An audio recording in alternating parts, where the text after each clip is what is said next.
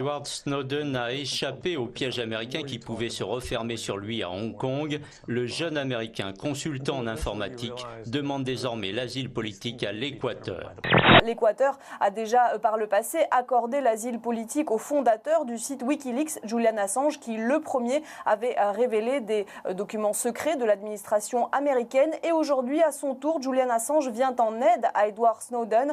L'ex-informaticien est accompagné dans son voyage par des consultants juridiques de Wikileaks. Edward Snowden s'est volatilisé après l'atterrissage. Il ne faisait pas partie des passagers qui ont passé le contrôle des passeports au terminal de l'aéroport de Moscou. Qui peut nous sortir de la crise? Alors faites votre choix entre le politique, le chef d'entreprise ou le scientifique, et la réponse est sans appel. 81% des sondés jugent que c'est l'entreprise qui nous sortira de la crise. Viennent ensuite les scientifiques, les politiques arrivent tout en bas, mais tout en bas du classement.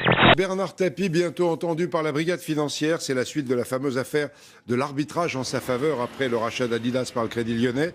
Bernard Tapie a été placé en garde à vue, mais à sa demande, l'homme d'affaires et ancien ministre de Pierre Bérégovoy subissait ce matin des examens médicaux à l'Hôtel-Dieu, tout près du palais de justice. Ils détermineront s'il peut ou pas effectuer cette garde à vue.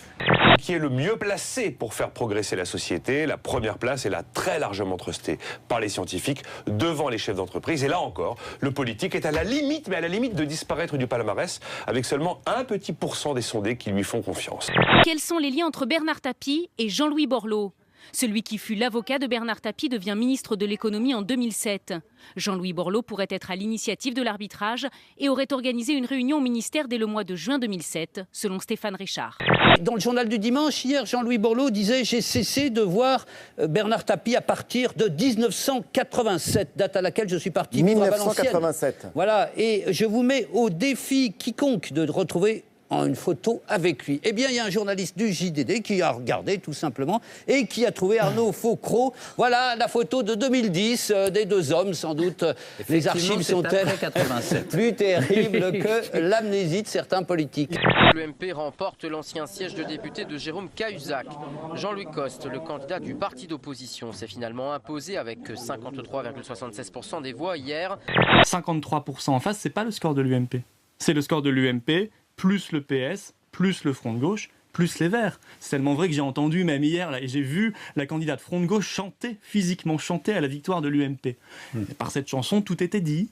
Le jeune candidat du Front National, Étienne Bousquet-Cassagne, encore étudiant, réalise toutefois un score très élevé, avec plus de 46% des voix. Les gens sont de plus en plus désabusés par les politiques en général. C'est des gens qui font de la politique du portefeuille et qui ne servent à rien. Il y a des leçons à tirer de cette élection. Il faut arrêter de diaboliser un parti qui représente aujourd'hui plus de 20%. Plus de 49%, alors qu'en 2012 on faisait 15%. 46%. Vous venez de prendre 46% si vous voulez, vous venez de prendre. Pas de si vous voulez, mais même je vous donne 45 puisque vous m'égotez. Moi 46, peu importe. Mais quand même, quelle claque vous prenez. Nous aurons là aussi à tirer toutes les leçons de ce scrutin, et du premier tour et du second tour. Mais ce n'est pas le lieu, même si c'est le moment. J'espère qu'il ne va pas se tromper, que les enseignements qu'il veut tirer, c'est pas de remettre du scrutin proportionnel pour faire rentrer le Front National, pour être bien sûr de pouvoir se refaire une bonne santé. Barroso est le carburant du FN, a dit le ministre Arnaud Montebourg. Donc la montée du FN, pour lui, c'est vous, l'Europe, vous, Michel Barnier, ou en tout cas votre patron, Barroso. Ce que dit ce ministre, M. Montebourg, c'est à la fois faux et absurde. Arnaud Montebourg, il me fait pitié.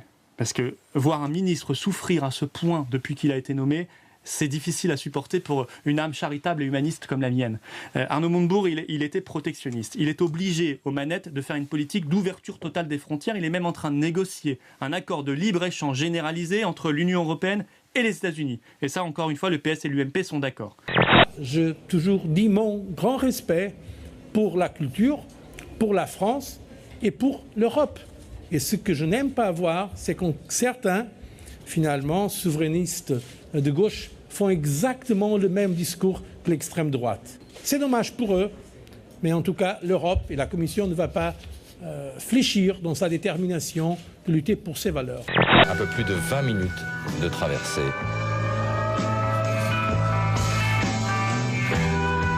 Et ce, sans aucune sécurité. Rien. Chapeau.